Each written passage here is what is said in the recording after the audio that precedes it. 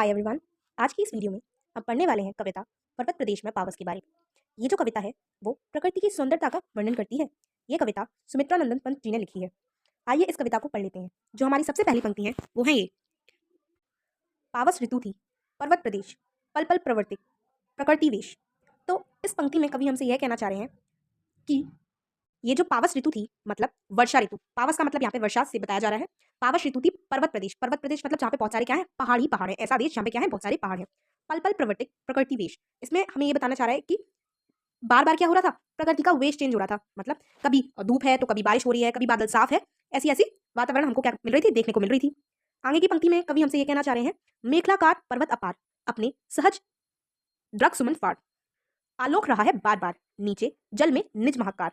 तो अब इसमें कवि हमसे कहना चाह रहे हैं, सबसे पहले तो हम इसका मतलब समझ लेते हैं। मेखलाकार मतलब होता है करगनी के आकार का। पर्वत का मतलब आपको पता है। सृज का मतलब होता है हजार। द्रग सुमन का मतलब होता है सुमन मतलब फूल रूपी आंखें। क्या? फूल रूपी आंखें। और अवलोक का मतलब है यहाँ पे देखना।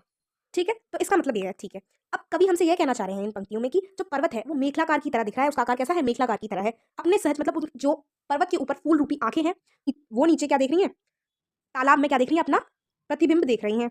उस दर्पण में जो तालाब जैसा जो दर्पण है उसमें क्या देख रही हैं, अपना प्रतिबिंब देख रही हैं। आगे की पंक्तियों में कभी हमसे कुछ कहें उससे पहले इसका हम लोग सार समझ लेते हैं। ये जो पर्वत प्रदेश है वो क्या दिखा रहा है, बार बार उसमें प्रवर्तिक चेंज आ रहे हैं। मतलब बार बार कभी धूप है, कभी बारिश हो रही है, या फिर कभी मौसम साफ है। मेखलाकार की तरह पर्वत का है क्या आकार, और वो अपनी फूल रूपी आंखों से नीचे तालाब में जो कि एक दर्पण सा लग रहा है उसमें क्या देख रहे हैं, अपना प्रतिबिंब देख रहे हैं।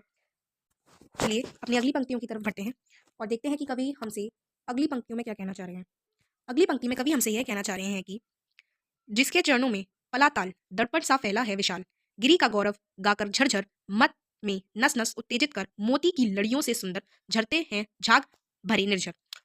तो इस पंक्ति में कवि हमसे यह कहना चाह रहे हैं कि जिसके चरणों में फैला ताल मतलब जिसके चरणों मतलब पर्वत के जो चरणों में तालाब है उसमें क्या कर रहे हैं, वो अपना क्या देख रहे हैं, प्रतिबिंब देख रहे हैं। वो इतना विशाल है। दर्पण मतलब यहाँ पे एक मिरर से कंपेयर किया गया है तालाब को, और जो वो अपना प्रतिबिंब देख रहे हैं तो तालाब, उनके बारे में बात करेगी और सोच रहे हैं कि वो कितने विशाल हैं और सुंदर है। अगली पंक्तियों में कवि हमसे कह रहे हैं कि गिरी का गौरव गाकर, गिरी का मतलब पर्वत का गौरव गाकर झरझर, अभी जो झरने हैं वो बह रहे हैं, ऑफकोर्स झरने झरती हैं। मत में नस उत्तेजित कर, अब उसे क्या हो रहा है, मस्ती सी आ रही है हमारे अंदर। मोती की लड़ियों से सुंदर मतलब ये जो बुलबुले उठ रहे हैं ये झरने से, उसको किससे कंपेयर किया, उसे कंपेयर किया गया मोती की लड़ियों से कंपेयर किया है। झड़ते हैं भरे निर्जर, और ऐसा लग रहा है कि कितने सुंदर है और उनको मोती की लड़ियों के समान कंपेयर किया गया है। तो इस पंक्ति में कवि हमसे यही कह रहे हैं। तो चलिए एक बार दोबारा पढ़ लेते हैं।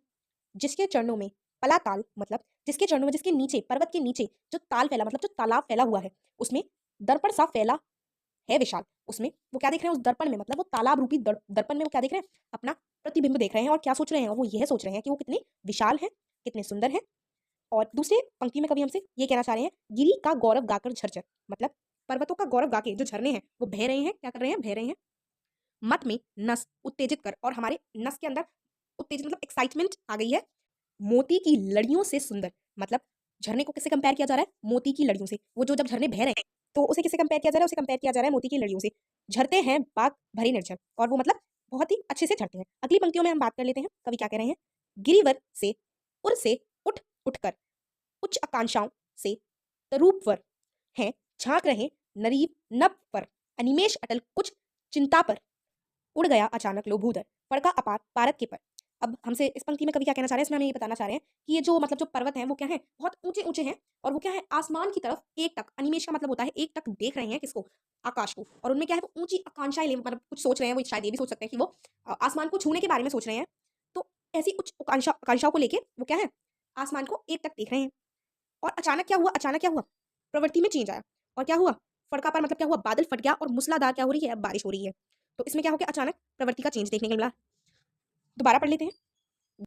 गिरिवर से उर से उठ उठकर, उच्च आकांक्षाओं से तरूपवर है, झांक रहे नीरव नभ पर, अनिमेष अटल कुछ चिंता पर, उड़ गया अचानक लो भूधर, फड़का अपार पारत के पर। तो मैं आपको दोबारा समझाती हूँ कि इसमें यही कहना चाह रहे हैं कि अचानक जो मतलब बादल फट गया और अब मूसलाधार बारिश हो रही है। और ये जो पेड़ है वो अपनी ऊंची मतलब जो बादल पे जो ऊंचे ऊंचे पेड़ हैं वो एक टक देख रहे हैं। और क्या बता रहे हैं कि उनके अंदर बहुत सारी आकांक्षाएं हैं आसमान को छूने की, और वो एक टक उन्हें देख रहे हैं। अगली पंक्तियों की बढ़ने से पहले हम कुछ वर्ड मीनिंग समझ लेते हैं। सबसे पहले, चिंता पर चिंतित, भूप पर पहाड़, पारत के पर चमकीले पंख, सभ्य, भय के साथ, ताल तालाब, शाल एक वृक्ष का नाम, जलयान बादल रूपी यान, विचर घूमना, इंद्रजाल जादूगरी का खेल। अगली पंक्तियों में कवि हमसे ये कहना चाह रहे हैं कि रव शेष रह गया निर्झर, है टूट पड़ा भू पर अंबर, धस गया धरा में सभ्य चाल, उड़ गया धुआं जल गया ताल, यूं जलजयान में विचर विचर था इंद्र खेलता इंद्रजाल।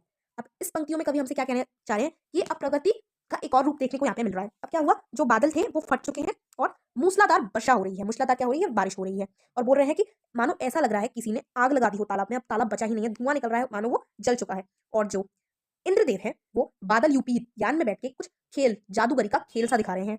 तो इस पंक्ति में कवि हमसे यही कहना चाह रहे हैं, दोबारा समझ लेते हैं। रव शेष रह गया निर्झर, है टूट पड़ा भू पर अंबर, धस गया धरा में सभ्य साल, उठ रहा धुआं जल गया ताल, यूं जलज यान में विचर विचर था इंद्र खेलता इंद्रजाल। तो यही हमको बताना चाह रहे हैं कि बादल एकदम से फट चुका है और मूसलाधार वर्षा हो रही है। और क्या हो रहा है, जो इंद्र देवता है वो बादल यूपी यान में बैठ के क्या दिखा रहे हैं, एक जादूगरी का खेल दिखा रहे हैं, ऐसा लग रहा है।